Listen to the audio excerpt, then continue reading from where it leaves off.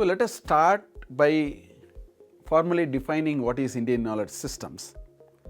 And before doing that, let us look at Indian knowledge system in action. One or two examples we will see.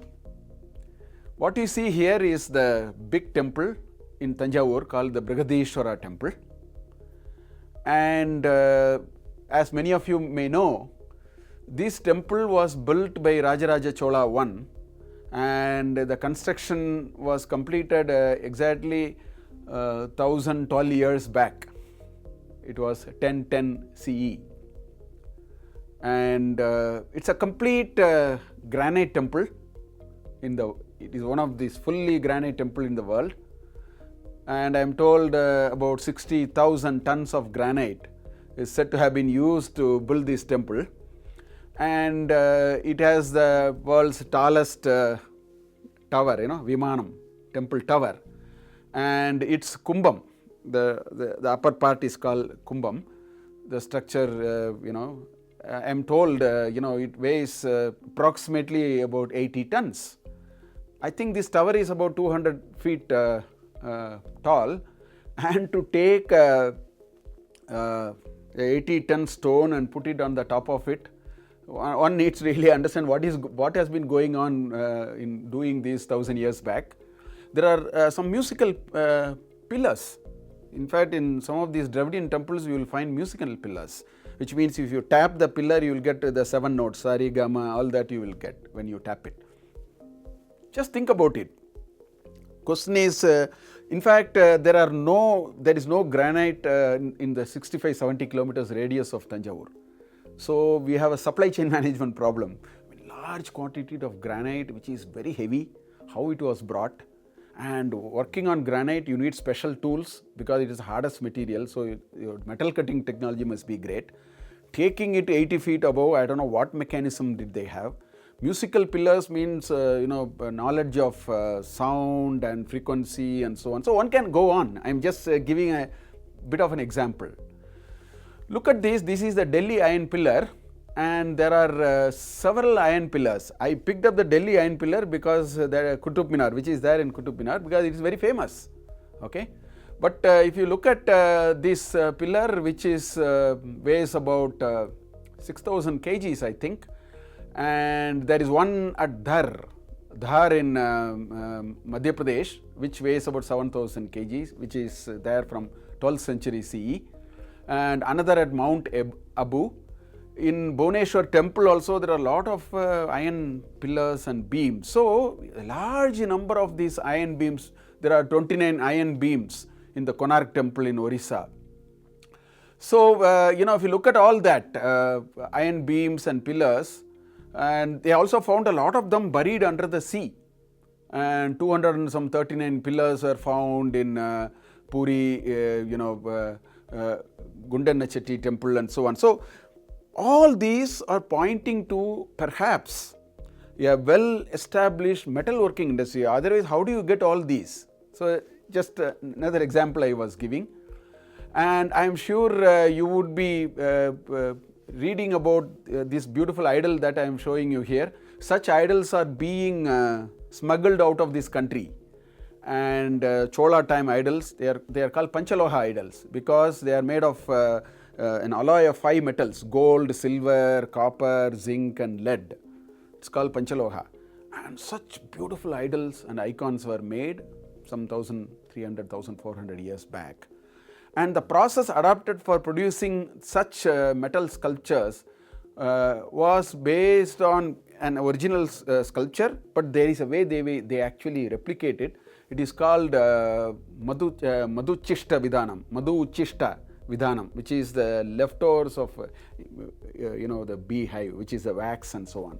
17th century they started what is called last wax casting bee process and so on, which we have been doing for 1,500 years and so on. So essentially here is another beautiful picture of a flying falcon, as you may think it. As you see, they are all colored differently, and what you would find is there are 5 different shapes here, and there is this table that you see alongside, in which it says how many pieces of each of them is used to build the head, the wings, the body, the tail and so on, and all of them add up to exactly 200. That's what this table is showing. Now this is an sacrificial altar. In ancient India, they were actually making, this is called Sena Chiti. There is one in Uttarakhand even now, 2000 years old, it is still there, the archaeological survey has it actually. So building this is not casual. There are shapes, geometrical shapes, exact number has to be there, and Indians use 77 different, I think 75, 77 different varieties of altars for doing their sacrificial things. If you have to do all these, your mathematical foundations have to be very good. Otherwise, you cannot make these shapes and then put them finally in the form of a flying kite or whatever.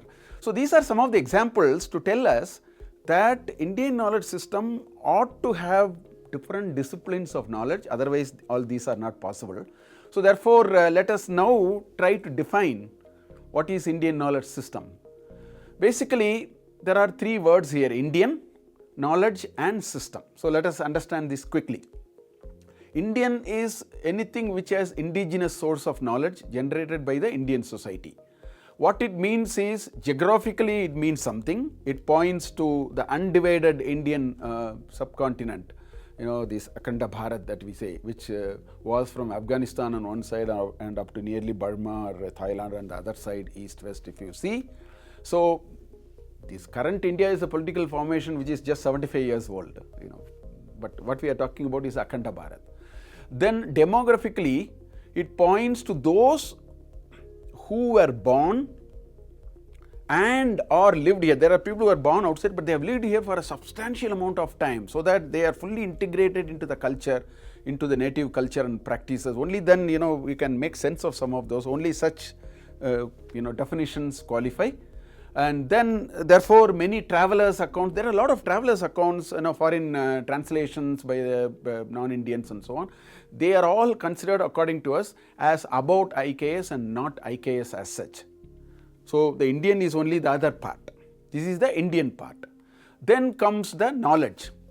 Well, knowledge is something which emanates from the wisdom and insights arising out of deep experiences. Every society has it. Observations, experimentation and analysis of things, validate it, improve it and augment it. So that is called knowledge, and Indian knowledge has a formal repository which is available today in literary sources, but earlier it was all transmitted as orally and so on.